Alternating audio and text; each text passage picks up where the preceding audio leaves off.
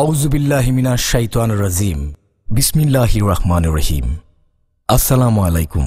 हो गए हैं शान ज़ाहिर मुस्तफ़ा के आज रात सारी खिलकत मुसख्खर मुस्तफ़ा के आज रात बाअदब मुंतज़िर सफ बसफ करो बयान। अऊज़ु बिल्लाहि मिनश शैतानिर रजीम।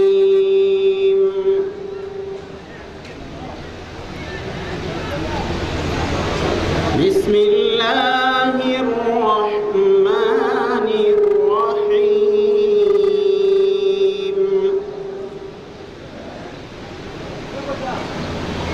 सब्बह लिल्लाहि मा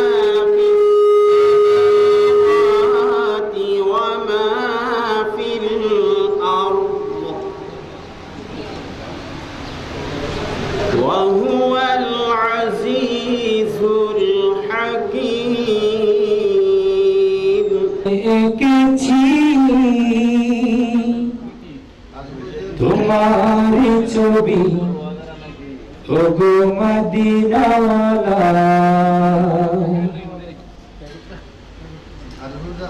মুহাম্মাদুর রাসূলুল্লাহ মুহাম্মাদুর রাসূলুল্লাহ মুহাম্মাদুর রাসূলুল্লাহ মুহাম্মাদুর রাসূলুল্লাহ মুহাম্মাদুর রাসূলুল্লাহ মুহাম্মাদুর রাসূলুল্লাহ। আমি হৃদয়ে এঁকেছি তোমার ছবি ওগো মদিনাওয়ালা। আমি হৃদয়ে এঁকেছি তোমার ছবি ওগো মদিনাওয়ালা। আমি হৃদয়ে এঁকেছি তোমার ছবি ওগো মদিনাওয়ালা। মুহাম্মাদুর রাসূলুল্লাহ মুহাম্মাদুর রাসূলুল্লাহ মুহাম্মাদুর রাসূলুল্লাহ মুহাম্মাদুর রাসূলুল্লাহ। শয়নে স্বপনে আমার তুমি শুধুই তুমি, তোমারই আগমনে ধন্য এ আকাশ ভূমি। শয়নে স্বপনে আমার তুমি শুধুই তুমি, তোমারই আগমনে ধন্য এ আকাশ ভূমি। শয়নে স্বপনে আমার তুমি শুধুই তুমি, তোমারই আগমনে ধন্য এ আকাশ ভূমি। তবু প্রেমে আমি অগ্নি দিল জনি, তবু প্রেমে আমি গাহি গান দিল জনি, তবু প্রেমে আমি গাহি গান দিল। 19 দিন ব্যাপী 46তম মাহফিলে সিরাতুন নবী সাল্লাল্লাহু আলাইহি ওয়াসাল্লামের উদ্বোধনী দিবসের কার্যক্রম আমরা ইতিমধ্যে আরম্ভ করতে পেরেছি। আজকের অধিবেশনে মাহফিলে সিরাতুন নবী সাল্লাল্লাহু আলাইহি ওয়াসাল্লামের উদ্বোধন ঘোষণা করবেন আমাদের অত্যন্ত আপনজন সাতকানিয়া লোহাগাড়া থেকে নির্বাচিত জাতীয় সংসদ সদস্য প্রখ্যাত আলেমে দ্বীন প্রফেসর ডক্টর মৌলানা আবু রেজা মোহাম্মদ নিজামউদ্দিন নদভী সাহেব,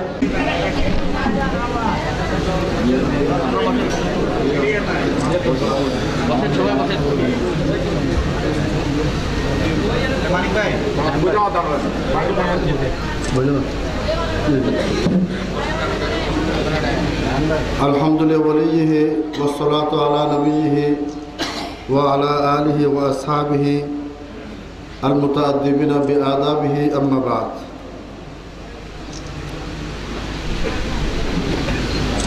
আজকে 19 দিন ব্যাপী সুন্নতে সিরাতুন নবী মাহফিল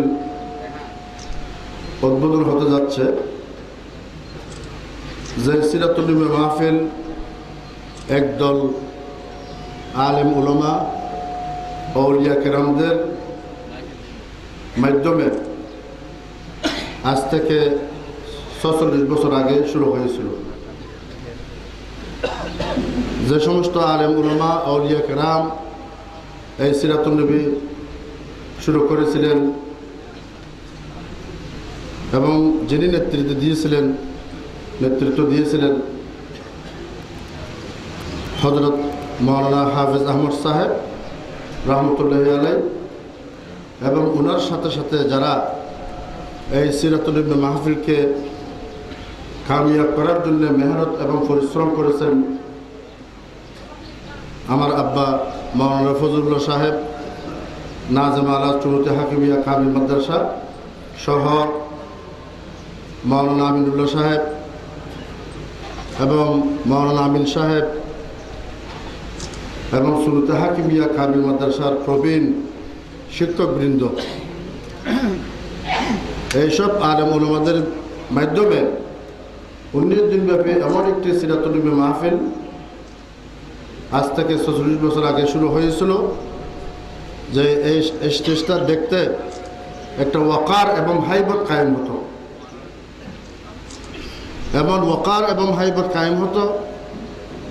আমি শিশু ছাত্র হলেও, ছোট কম বয়সের ছাত্র হলেও, কিন্তু ওই জমিতে যখন সিরাতুন নবী হতো আমি দেখেছি ওই সময় মাওলানা আমিনুল্লাহ সাহেব, সুন্নতুল শাহ সাহেব, আমার আব্বা, তারপরে গাঙ্গিয়ার বড় হুজুর শেষের দিকে আসছিলেন তানজাম করে।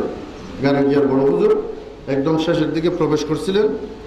সেই দৃশ্যটি খতিব আজম মাওলানা সিদ্দিক সাহেব ছিলেন। ওই দৃশ্যটি আমার এখনও পর্যন্ত স্মরণ আছে যে এই বরকতময় সিরাতুন নবী এই সমস্ত আলেম উলামা বুজুর্গান দ্বীনের মাধ্যমে শুরু হওয়ার কারণে এখনও পর্যন্ত একটা সদকায়ে জারিয়ার মতো জারি আছে। এবং আমি শুনি যখন সুন্নত সিরাতুন নবী শুরু হয় তখন মেহমানদের করার জন্যে এত বেশি বাজেট থাকে না, কিন্তু যখন সিরাতুন নবী শেষ হয় বাজেটের মধ্যে কোনো ঘাটতি এবং শূন্যতা থাকে না। এটা অনেক অদ্ভুত বিষয়, কেরামতি বিষয়। এবং এটাও শুনেছি যে অনেক হাড্ডি, এই হাড্ডিগুলো দেখা যায় না, কোথায় চলে যায়। তো যাই হোক, এই যে এটা বরকতময় সুন্নতি মাহফিলে সিরাতুন নবী, এবং আমার ইন্টারন্যাশনাল যে সেমিনারগুলো হয়, ইন্টারন্যাশনাল যে কনফারেন্সগুলো হয়, সেখানে বিষয়বস্তুগুলো ঠিক হয়।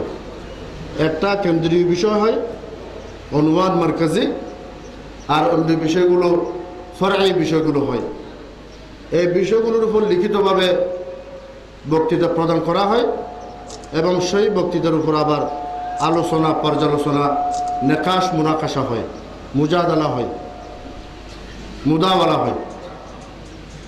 শুধু সেমিনার এবং কনফারেন্সগুলোতে লিখিতভাবে এই ধরনের আর্টিকেলগুলো, প্রবন্ধগুলো পেশ করা হয়। আমি আমার জীবনের মধ্যে প্রায় 200টির উপরে সেমিনার আমি অংশগ্রহণ করেছি এবং 50টির মতো আমি আর্টিকেল পড়েছি আরবি ভাষায়। সেই আর্টিকেলগুলো বিশ্বের বড় বড় বইগুলোতে, সৌদি আরব সহ এবং বিভিন্ন বড় বড় রিসার্চ জার্নাল ম্যাগাজিনগুলোতে ছাপানো হয়েছে। সৌদি আরবের বাদশার নেতৃত্বে মক্কা এবং মদিনা, হজ এবং উমরা, এই 4টি বিষয়ের উপর একটা বিশ্বকোষ হচ্ছে পৃথিবীর সমস্ত ভাষায়।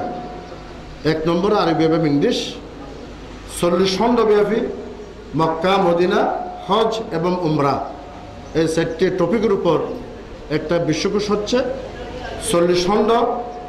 সেই বিশ্বকোষের সৌদি আরবের বাদশার পক্ষ থেকে দারাতুল মালিক আব্দুল আজিজ, কিং আব্দুল আজিজ ফাউন্ডেশন, আমি মেম্বার, বাংলাদেশ থেকে একমাত্র মেম্বার।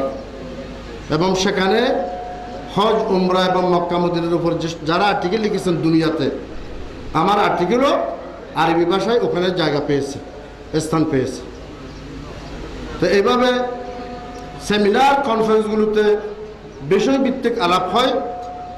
ওয়াজ মাহফিলগুলোতে বিষয়ভিত্তিক আলোচনা হয় না। আলেম ওলামারা ওনাদের পছন্দ মতো আলোচনা করে।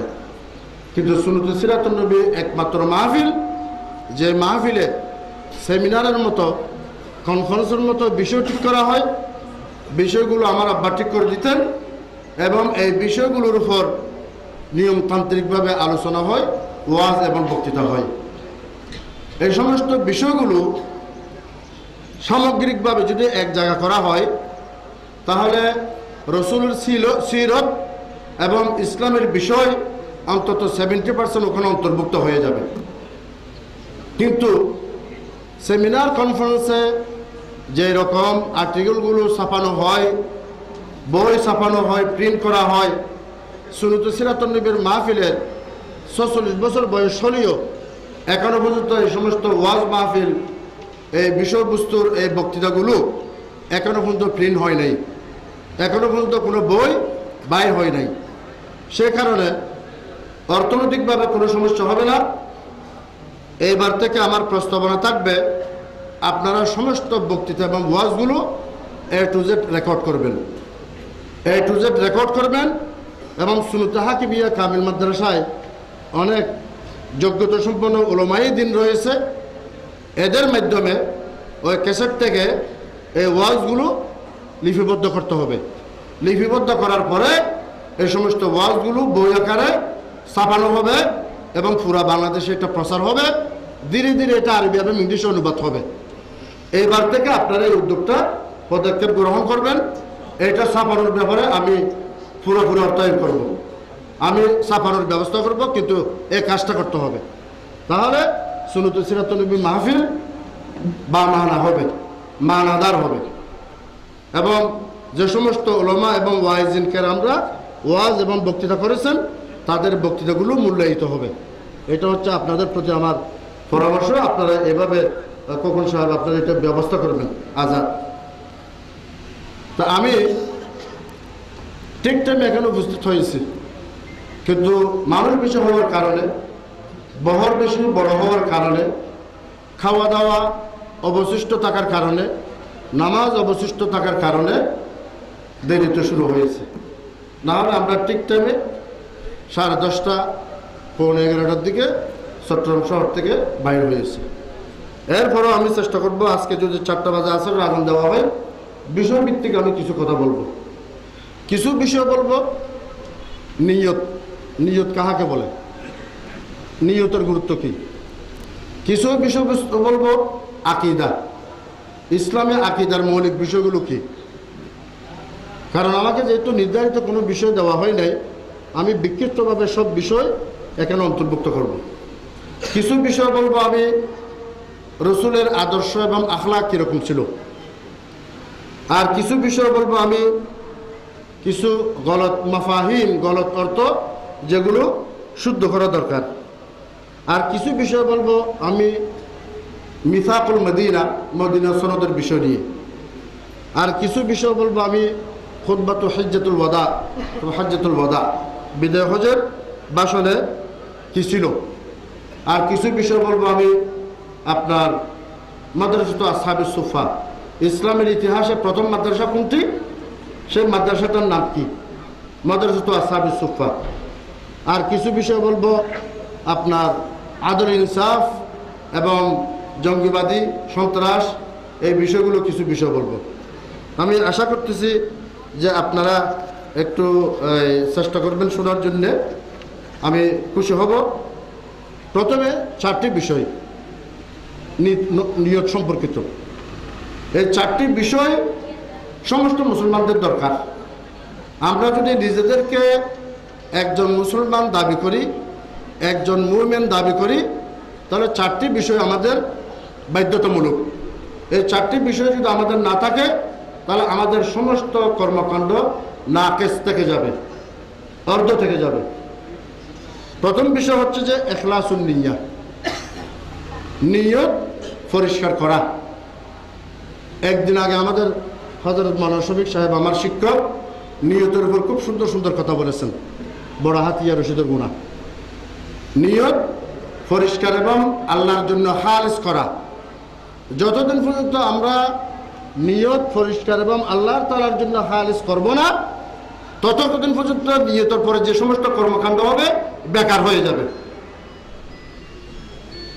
কেন? নিয়তের ব্যাপারে আল্লাহ তাআলা রাসূল কি বলেছেন? এই যে লম্বা হাদিস, ইন্নামাল আমালু বিন্নিয়াত ওয়া ইন্নামা লিকুল্লি ইমরিইন মা নাওয়া। মুসলমানদের সমস্ত কর্মকাণ্ড নিয়তের উপর নির্ভর এবং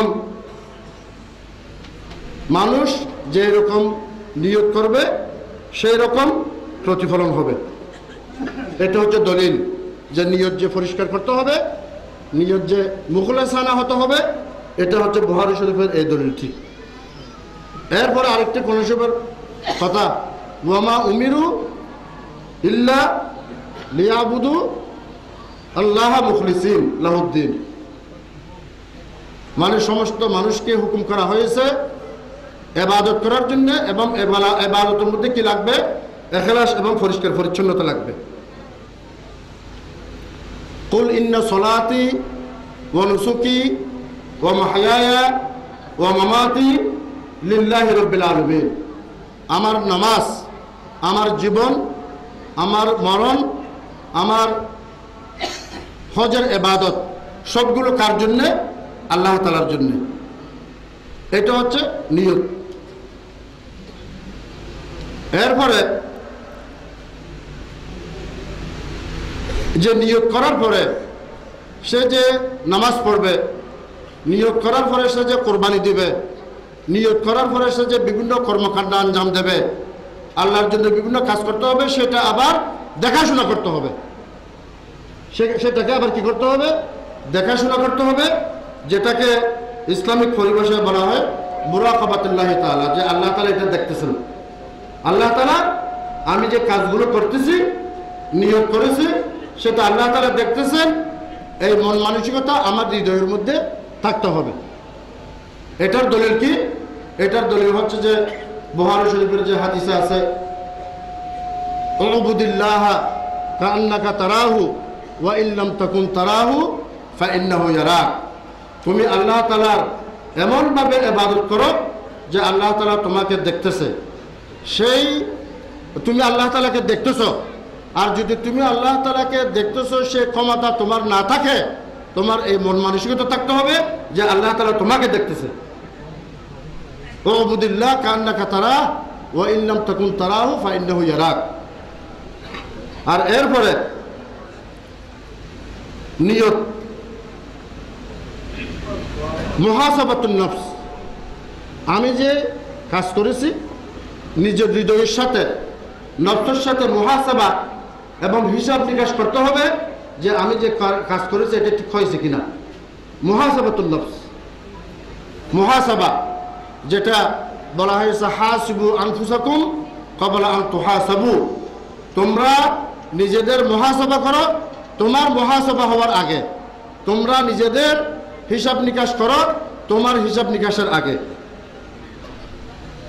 এরপরে সব কিছু কমপ্লিট হওয়ার পরে, পরিপূর্ণ হওয়ার পরে আল্লাহ তাআলার উপর ভরসা করতে হবে, তাওয়াক্কুল করতে হবে। সর্বশেষ কথাটা কি? ওয়া আলাল্লাহি ফালিয়াতাওয়াক্কালিল মুমিনুন। তাওয়াক্কুল আলাল্লাহ করতে হবে। এই চারটি বস্তু, এই চারটি জিনিস মুসলমানদের মধ্যে থাকলে তখন মুসলমানদের সমস্ত কর্মকাণ্ড পরিপূর্ণ হবে এবং কমপ্লিট হবে। এখানে আর কোনো ঘাটতি থাকবে না। আর কিছু বিষয় আমাদের জানতে হবে, যে আকীদা এবং তাওহীদের বিষয়। আমরা যে প্রতিদিন নামাজ পড়তেছি, আল্লাহ তাআলার ইবাদত করতেছি, আমাদের তাওহীদ এবং ইবাদত আকীদা ঠিক আছে কিনা। সেই তাওহীদ তিন প্রকার। প্রথম হচ্ছে তাওহীদুর রুবুবিয়্যাহ। তাওহীদু আর রুবুবিয়্যাহ, আল্লাহ তাআলা যে রব্বুল আলামিন, আল্লাহ তাআলা যে আমাদের সবার লালন পালন কর্তা, সেই লালন পালন কর্তা যে আল্লাহ তাআলা রব্বুল আলামিন, এটার মধ্যে আল্লাহকে একাকীভাবে বিশ্বাস করা। এই কাজের মধ্যে আল্লাহর সাথে আর কেউ কোনো বান্দা শরীক নাই। এটাকে একাকীভাবে আল্লাহ তাআলাকে মেনে নেওয়া, যেটাকে তাওহীদুর রুবুবিয়্যাহ বলা হয়। আরেকটা হচ্ছে তাওহীদুল উলুহিয়্যাহ। তাওহীদুল উলুহিয়া, আল্লাহ তাআলা যে ইলাহ, মাবুদ, আল্লাহ তাআলার যে আমরা ইবাদত করব, সেই ইবাদতের মধ্যে আল্লাহ তাআলার সাথে আর কেউ শরীক নেই। আমরা যদি আল্লাহ তাআলার সাথে যদি আর অন্য কাউকে যদি শরীক মনে করি তাহলে শিরক হয়ে যাবে। সেটাকে ইসলামী আকীদার পরিভাষায় বলা হয় তাওহীদুল উলুহিয়া। আরেকটা আছে তাওহীদুল আসমা ওয়াস সিফাত। আপনারা জানেন আল্লাহ তাআলার 99টি নাম আছে, আল্লাহ তাআলার গুণাবলী আছে। এই আল্লাহ তাআলার যে 99টি নাম আছে এবং গুণাবলী আছে, এগুলো আল্লাহ তাআলার সাথে খাস, আর কেউ ওখানে শরীক নাই। এগুলোকে এককভাবে আল্লাহ তাআলার জন্য বিশ্বাস করা, সেটাকে আকীদা এবং ইসলামের পরিভাষায় বলা হয় তাওহীদুল আসমা ওয়াস সিফাত। তাহলে আকীদার এই সমস্ত বিষয়গুলো যদি সঠিক থাকে এবং আগের যে 4টি বিষয় আমি বলেছি সঠিক থাকে, তাহলে মুসলমান এবং মুমিনদের জন্য আর কোনো কিছু লাগে না। আরেকটা কথা আমি যে বলবো, আমরা যে 5 ওয়াক্ত যে নামাজ পড়ি, অনেকের লম্বা লম্বা সূরা মুখস্থ থাকে, অনেকে ছোট ছোট সূরাগুলো মুখস্থ থাকে। 20-30টা সূরার মধ্যে সীমাবদ্ধ যে সূরাগুলো পড়ে আমরা নামাজ পড়ি। কিন্তু আমরা যারা মুসলমানরা এই সূরাগুলো পড়ে নামাজ পড়ি, এই সূরাগুলো যে আমি পড়তেছি, আমার তাজবিদ, এই সূরাগুলো পড়া, আমার কেরাত শুদ্ধ আছে কিনা, তাজবিদ ঠিক আছে কিনা। কারণ আমরা পুরো কোরআন শরীফ মুখস্থ করতেছি না, বুখারী এবং তিরমিজি শরীফ মুখস্থ করতেছি না, কয়েকটা সূরা নিয়ে 5 ওয়াক্ত নামাজ পড়তেছি। এই সূরাগুলো যদি আমরা শুদ্ধভাবে যদি উচ্চারণ করতে না পারি, উলট পালট হয়ে যায়, অর্থ উলট পালট হয়ে যাবে, নামাজ আর শুদ্ধ হবে না। সে কারণে প্রতিটি মুসলমান এবং মুমিনের এটা দরকার যে যে সমস্ত সূরাগুলো আমরা পড়ি, এই সূরাগুলো অন্তত তাজবিদ এবং কেরাত শুদ্ধভাবে পড়া, এবং পুরা কোরআন শরীফ তাফসীর পড়তে না পারলেও, অর্থ পড়তে না পারলেও অন্তত 10-12-15 সূরা যে আমরা সূরা ফাতিহা সহ নামাজ পড়ি, এগুলো একটু আমরা নামাজ অর্থ এগুলো বোঝার চেষ্টা করি। তাহলে অর্থ যদি আমরা বোঝার চেষ্টা করি, তাহলে আমার ইবাদতটা কি হবে, জামে এবং মানে হবে, যেটা কোরআন হাদিস শরীফে বলা হয়েছে খায়রুকুম মান তাআল্লামাল কুরআন ওয়া আল্লামাহু। অর্থাৎ আপনাদের মধ্যে সবচেয়ে উত্তম ব্যক্তি ওই ব্যক্তিকে বলা হয় যিনি কোরআনের শিক্ষা দেয় এবং নিজেও শিখে। তো কোরআনের শিক্ষা, নিজে শিক্ষা, আরেকজনকে শিক্ষা দেওয়া, এটা কি শুধু কেরাত মুখস্থ করা, এটা কি শুধু হেফজ করা, সেটা না, অর্থসহ পড়লে তাহলে কোরআন এটা কি জিনিস আমরা ভালোভাবে বুঝতে পারবো। তো এই বিষয়গুলো আমাদের জানতে হবে। তারপরে আরেকটি বিষয় হচ্ছে যে আরও 4টি বিষয় মুসলমানদের ঈমান, তাকওয়া, সলাহ এবং ইস্তেকামত, এই বিষয়গুলোর সাথে, এই দ্বীনের সাথে, এই আখিরাতের সাথে, এই ইসলামের সাথে আমার দুনিয়াদারিও লাগবে। দুনিয়াদারি এটা ইসলাম অস্বীকার করে নেই, বরং দুনিয়াদারি সহ ইসলামের সাথে, ঈমানের সাথে, আকীদার সাথে অন্তর্ভুক্ত করা হয়েছে। যেটা বলা হয়েছে আল্লাহ তাআলা কোরআন শরীফের আয়াত, ওয়ালাউ আন্না আহলাল কুরা আমানু ওয়াত্তাকু লাফাতাহনা আলাইহিম বারাকাতিন মিনাস সামাই ওয়াল আরদ। আসমান থেকে, জমিন থেকে বিভিন্ন বরকত নাজিল করবে। তো বরকতগুলো কি? আসমান থেকে কি বরকত নাজিল করবে? জমিন থেকে কি বরকত নাজিল করবে? বৃষ্টি হবে, ধান খেতে হবে, পানি মানুষ পান করবে, এগুলো হচ্ছে আসমানের বরকত। তো এগুলো দুনিয়া না, তো এগুলো আমাদেরও লাগবে। মানে যেরকম দিন লাগবে সেরকম দুনিয়াও লাগবে। তারপরে এরপরে ওয়ালাকাদ কাতাবনা ফি যুবুরি মিন বাদি যিকর আন্নাল আরদা ইয়ারিসুহা ইবাদিয়াস সালিহুন। এই যে জমির দুনিয়ার নেতৃত্ব দেবে আমার সলাহ বন্দারা। তো সলাহ বন্দা কারা? যাদের মধ্যে নেকি আছে, দিনদারি আছে, আবার যোগ্যতা আছে। সলাহনের মধ্যে 2টি অর্থ, শুধু দিনদারি এবং নেকি বললে হবে না, নেকি এবং দিনদারির পাশাপাশি যোগ্যতা, এই 2টা থাকলে তারপরে এই জমির, এই পৃথিবীর কি দিতে পারবে? নেতৃত্ব দিতে পারবে। তাহলে আমাদের এগুলো কি বোঝা গেল? দিন এবং দুনিয়া, এই দুটোর মধ্যে আমাদের কি করতে হবে? ব্যালেন্স করতে হবে, তাওয়াজুন করতে হবে। তো সেই কারণে ইসলামের ইতিহাসে সর্বপ্রথম যেটা মাদ্রাসা হয়েছিল সেই মাদ্রাসাটির নাম হচ্ছে মাদ্রাসাতু আসহাবুস সুফফা। মাদ্রাসাতু আসহাবুস সুফফা এটা কোথায় ছিল? মসজিদে নববীর ভিতরে ছিল, মসজিদে নববীর ভিতরে ছিল। সেটার ফাউন্ডার এবং প্রতিষ্ঠাতাকে আমাদের নবীজি হযরত মুহাম্মদ সাল্লাল্লাহু আলাইহি ওয়াসাল্লাম। এবং ওখানে ছাত্র কারা ছিল? এখানে ছাত্র ছিল রাসূল ও সাহাবীরা, হযরত আবু হুরায়রা, হযরত আনাস, হযরত আয়েশা সিদ্দিকা, এই যে ছাত্র এরা স্টুডেন্ট ছিল। এবং সেখানে হোস্টেলের নেগেরান কে ছিল? আমাদের হোস্টেলের নেগেরান ছিল হযরত মাওলানা আব্দুর রশিদ সাহেব, আমাদের আবুল সাহেব যাকে আমরা বলতাম, আমাদের উস্তাদ, উনি আমাদের হোস্টেলের নেগেরান ছিলেন। তো রসুলের মাদ্রাসার আসহাবুস সুফফার মাদ্রাসার হোস্টেলের নেগেরান ছিল কে? হযরত আবু হুরায়রা রাদিয়াল্লাহু তাআলা আনহু। তো হযরত আবু হুরায়রা সহ এই সাহাবীদের ব্যাপারে বিভিন্ন ওরিয়েন্টালিস্ট এবং প্রাচ্যবিদরা অনেক ষড়যন্ত্র করেছে এবং ষড়যন্ত্র করে কোরআন এবং হাদিসের ভিত্তি দুর্বল করার জন্য চেষ্টা করেছে, কিন্তু সেটার জবাব দিয়েছে ডক্টর মুস্তাফা সবাই আস-সুন্নাতু ওয়া মাকানাতুহা ফিত তাশরী'ল ইসলামী। এবং সেটার উত্তর আমি দেখেছি, আমার আব্বাও দিয়েছেন। আজ থেকে 65 বছর আগে আমার আব্বা একটা বই লিখেছেন, যুক্তির কষ্টেফাতুল ইসলাম। আমি দেখলাম ওরিয়েন্টালিস্ট অক্সফোর্ড এবং কেমব্রিজের যে ওরিয়েন্টালিস্ট এবং প্রাচ্যবিদ, ওরা যে ইসলাম এবং হাদিসের উপর যে আঘাত এনেছেন সেটার উত্তর আমার আব্বাও দিয়েছেন। আমি অবাক হয়ে যাই, 65 বছর আগে উনি এদেরকে কীভাবে চিনেছেন, মানে কি জ্ঞানের যে গভীরতা ছিল, ইতিহাসের উপর যে গভীরতা ছিল। তো এই প্রথম মাদ্রাসা কি মাদ্রাসা? আসহাবুস সুফফা।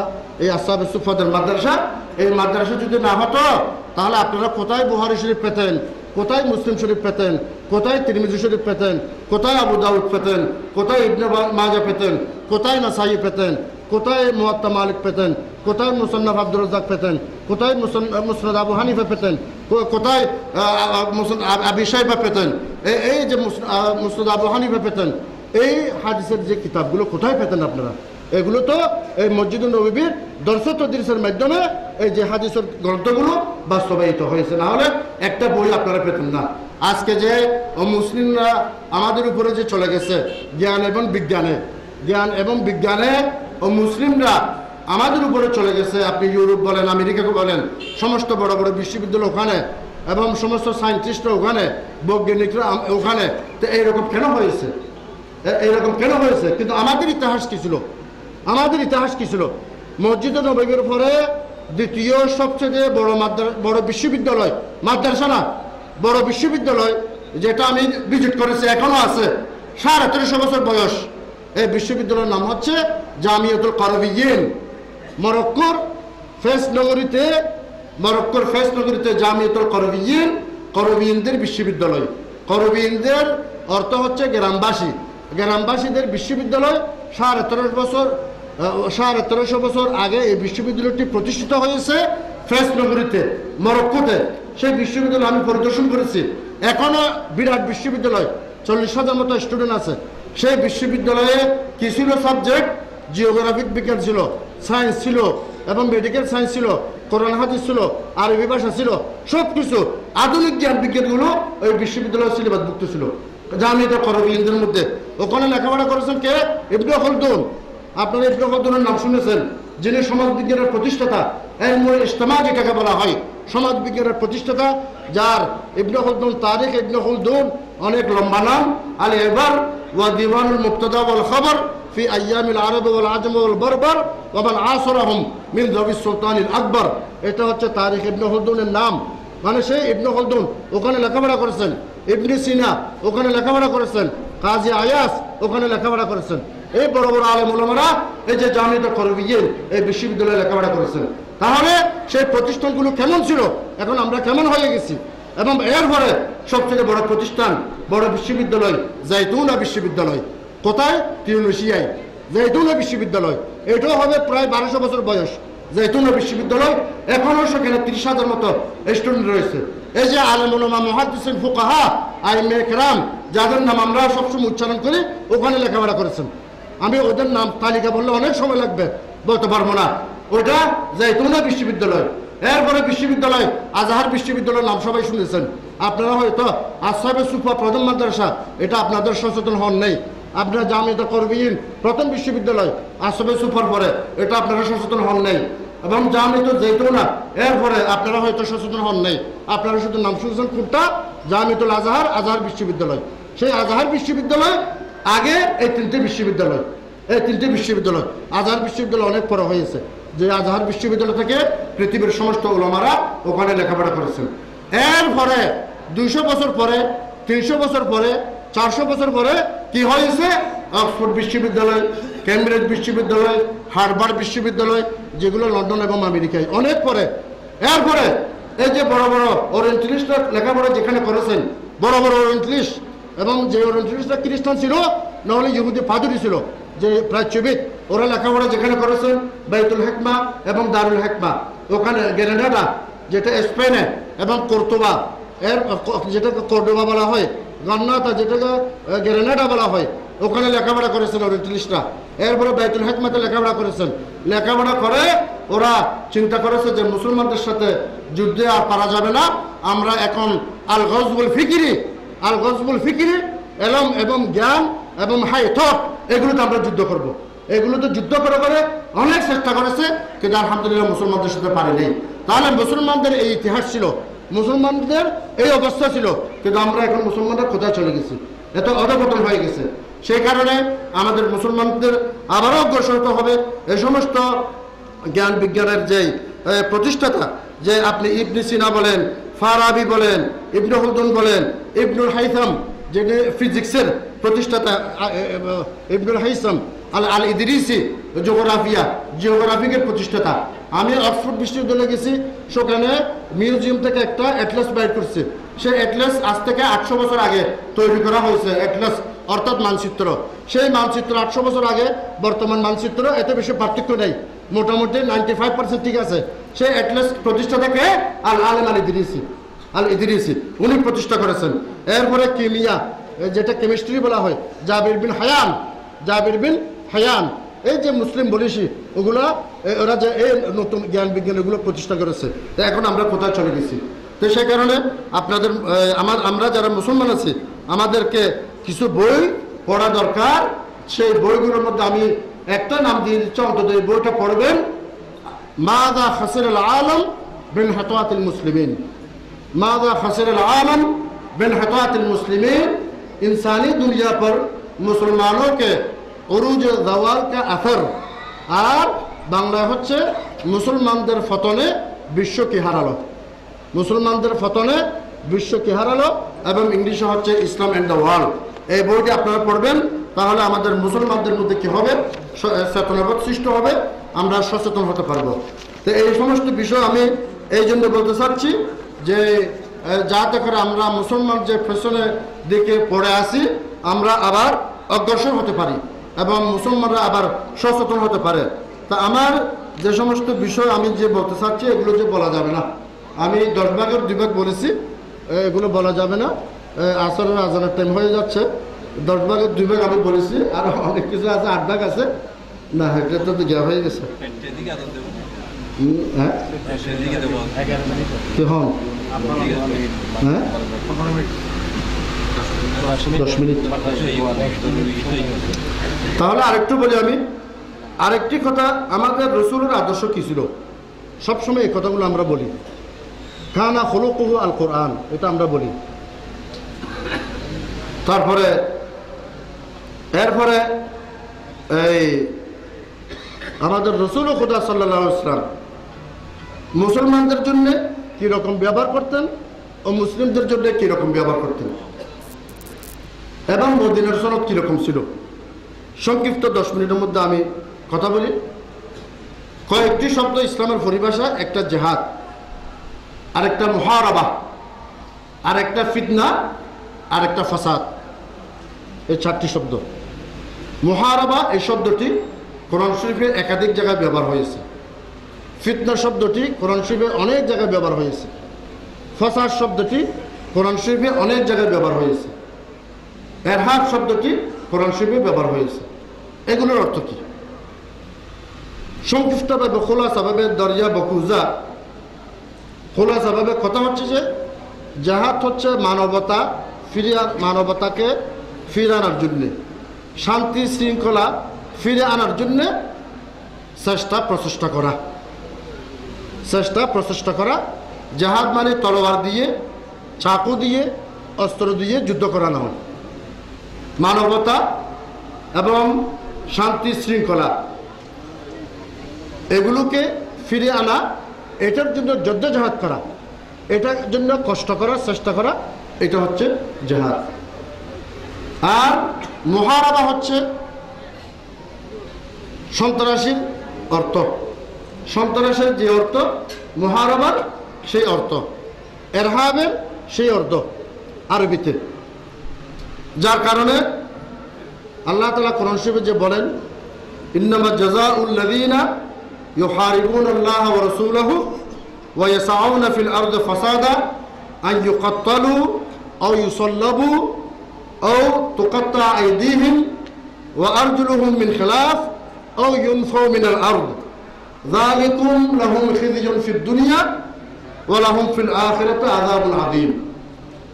ইন্নামা ইউহারিবুন, যারা সন্ত্রাসী করে, মুহারাবা করে এবং আল্লাহ রাসূলের বিরুদ্ধে মুহারাবা করে, সন্ত্রাস করে, অশান্তি সৃষ্টি করে, তাণ্ডব করে, জুলুম করে, অত্যাচার করে, মানুষকে কষ্ট দেয়, রাস্তাঘাট কেটে দেয়, এই ধরনের সমস্ত যত অশান্তি আছে এগুলোকে আরবিতে বলা হয় মুহারাবা। তো এগুলোর শাস্তি কোন সময় কি বলা হয়েছে? এগুলোর শাস্তি ওয়ায়াসাউনা ফিল আরদি ফাসাদা, ফাসাদ, ফিতনা, মুহারাবা, কাছাকাছি তিনটা সন্ত্রাসবাদীর অর্থ, সন্ত্রাসের অর্থ। এগুলোর শাস্তির কথা বলা হয়েছে, তাদেরকে মেরে ফেলা, শুলিতে সরা অথবা শুলিতে দিয়ে দেওয়া, অথবা এক হাত কেটে ফেললে আরেকটি পা, ডান হাত এদিকে আর অথবা এদিকে বাম পা, এদিকে উল্টা দিকে কেটে ফেলা, অথবা নির্বাসন করা, দুনিয়া থেকে নির্বাসন করে দেওয়া। এগুলো হচ্ছে এদের শাস্তি, যেটা আল্লাহ তাআলা ঘোষণা করতেছেন। দুনিয়াতে এদের বেইজ্জতি এবং আখিরাতের মধ্যে তার বড় শাস্তি রয়েছে। আবার আমাদের যে রাসূলের আদর্শ ছিল এবং কোরআন শরীফে যে আল্লাহ তাআলা বলেছেন, ওয়া ইন জানাহুল ইসলামে ফাজনাহ লাহা, ওরা যদি আবার শান্তি চায়, ওরা যদি আবার শান্তি চায়, তোমরা এদের জন্য শান্তি করে ফেলো, চুক্তি করে ফেলো। চুক্তি করলে এটা সবচেয়ে ভালো। আবার যেটা জেহাদ, মুসলমানের কোনো জেহাদ হবে না। কোরআন এবং হাদিসে অনেক আয়াত এবং হাদিস রয়েছে, মুসলমানদের মধ্যে যদি মারামারি হয়, ফিতনা এবং ঝগড়া হয়, তাহলে আমাদের রাসূল খুদা সাল্লাল্লাহু আলাইহি ওয়াসাল্লামকে রাসূল আল্লাহ তাআলা যে নির্দেশনা দিয়েছেন, ইসলাহ করে দেওয়া, তাদের মধ্যে আপোষ করে দেওয়া, মুসলমানদের মধ্যে কোনো জেহাদ হবে না। আর এখন ইসলামকে প্রচার এবং প্রসার করার জন্যে আর জেহাদ এগুলোর কোনো আর প্রয়োজন নেই। কারণ যে ওয়াকাদ তাবায়্যানার রুশদু মিনাল গাই, তারপরে লা ইকরাহা ফিদ্দীন। কারণ ইসলাম ধর্মকে বুঝবার জন্যে যত ধরনের উপায় আছে, মিডিয়া আছে এবং কোরআন আছে, হাদিস আছে, বই কিতাব আছে, ইসলাম ধর্মকে বুঝার জন্যে এগুলো যথেষ্ট। এবং ওয়ামা আলাইনা ইল্লাল বালাগ লাস্তা আলাইহিম বিমুসাইতির। আমাদের দায়িত্ব হচ্ছে আমরা ইসলামের আদর্শকে এমন সুন্দরভাবে উপস্থাপন করব, আমার সুন্দর উপস্থাপনের মাধ্যমে মানুষ আকৃষ্ট হয়ে, আমার আখলাকের মাধ্যমে মানুষ আকৃষ্ট হয়ে সে নিজে নিজে ইসলাম গ্রহণ করবে। কিন্তু আমি কাউকে বাধ্য করে এটা করতে পারবো না, কারণ ইসলামকে বোঝার জন্য তো সব কিছু স্পষ্ট হয়ে গেছে। কিন্তু আমরা যদি জবরদস্তি কাজ করি এবং নেগেটিভ কাজ করি, ওরা ইসলামের উপর যে আকীদত বিশ্বাস এটা কমে যাবে এবং ইসলাম ধর্ম আর কেউ গ্রহণ করবে না। সে কারণে এই বিষয়গুলো আমাদের জানতে হবে। এবং ইসলাম এমন একটি ধর্ম যে ধর্মের মধ্যে শান্তি এবং মোহাব্বত, ভালোবাসা ছাড়া আর কোনো কিছু নেই।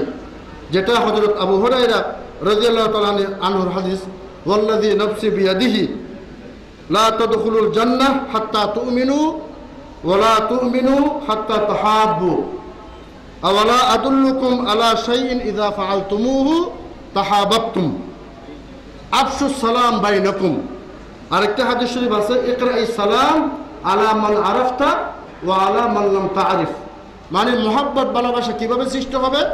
সালাম করার মাধ্যমে, বেশি বেশি সালাম করার মাধ্যমে। পৃথিবীর কোনো ধর্মের ইতিহাসে এরকম নেই যে আমরা যে ঘন ঘন সালাম করি আসসালামু আলাইকুম ওয়া রাহমাতুল্লাহি ওয়া বারাকাতুহু, এটা হচ্ছে শান্তির বাণী। এবং আমরা নামাজ পড়ার সময় 5 বার সালাম করি, আসসালামু আলাইকুম ওয়া রাহমাতুল্লাহ, আসসালামু আলাইকুম ওয়া রাহমাতুল্লাহ। এরপরে আরেকটি কোরআন শরীফের আফসুস সালাম বাইনকুম, সালামকে তোমরা বেশি বেশি করে প্রচার করো। এরপরে আরেকটা হাদিস শরীফ আনাস আনিন নবী সাল্লাল্লাহু আলাইহি ওয়াসাল্লাম, লা তাজালু হাযিহিল উম্মাতু বিখাইরিন মা ইযা ক্বালাত সাদাকাত। সব সময় আমার উম্মত মুহাম্মদী কল্যাণে থাকবে। কল্যাণ কি? যখনই কথা বলবে সত্য কথা বলবে। ওয়া ইযা হাকামাত আদালাত, আর যখনই কোনো মীমাংসা করবে ইনসাফ এবং আদলের সাথে মীমাংসা করবে। ওয়া ইযা ইস্তারহামাত রাহিমাত, আর কেউ যদি একটু দয়া চায়, মেহেরবানি চায়, আমি একটু বিপদে পড়েছি, আমাকে একটু দয়া করেন, আমাকে একটু মেহেরবানি করেন, সাথে সাথে সে রহমত করেছে, দয়া করেছে, তাকে কোপারেশন করেছে, সহযোগিতা করেছে। এটা হচ্ছে ইসলামের আদর্শ, এটা হচ্ছে রাসূলুল্লাহ সাল্লাল্লাহু আলাইহি ওয়াসাল্লামের আদর্শ। যে আদর্শের ব্যাপারে একজন রায়তুর রাসূল সাল্লাল্লাহু আলাইহি ওয়াসাল্লাম বলেছেন যে মান রাআহু বদিহাতান খাবাহু ওয়া মান খালাতাহু মারিফাতান আহাব্বাহু। যে রসুলকে হঠাৎ করে দেখলে একটা হাইবত, একটা ব্যক্তিত্ব মানে মানুষের উপর এসে যায়, আর যারা ঘন ঘন মেলামেশা করে তাদের মধ্যে মহব্বত এবং ভালোবাসা সৃষ্টি হয়। এটা হচ্ছে রসুলের আদর্শ। তো সেই কারণে আমাদের মুসলমানদের উচিত যে আমরা রসুলের আদর্শ, যেটা মদিনার সনদে আছে, যেটা বিদায় হজের বাসনে আছে, যেটা হাদিস শরীফে আছে, কোরআনে আছে, এই আদর্শকে আমরা প্রচার এবং প্রসার করব। এবং সুন্নাতুল সিরাতুল নবী মাহফিলের মাধ্যমে আমরা ওয়াইজিনে কেরাম যারা আছে ওরা ইসলামের আদর্শ, রসুলের আদর্শকে প্রচার এবং প্রসার করবে। এবং মুসলমানদেরকে কিভাবে চলা উচিত, মুসলমানদের কীরকম আদর্শ থাকা উচিত, মুসলমানদের কীরকম আহ্লাদ থাকা উচিত, এবং মুসলমানরা যে নিজের অতীত হারিয়ে ফেলেছে, জ্ঞান বিজ্ঞান যে হারিয়ে ফেলেছে, এটা কিভাবে আবার নিজে ফেরত আনবে, এই সমস্ত বিষয়গুলো আমাদের মধ্যে প্রচার এবং প্রসার করতে হবে। তো এই সমস্ত কথাগুলো, সংক্ষিপ্ত কথাগুলো বলে আমি আমার বক্তৃতা এখানে শেষ করছি, এবং এই বক্তৃতার মাধ্যমে সুন্নাতুল সিরাতুল নবী মাহফিল উদ্বোধন ঘোষণা করলাম। আলহামদুলিল্লাহ। আসসালামু আলাইকুম ওয়া রাহমাতুল্লাহি ওয়া বারাকাতুহু।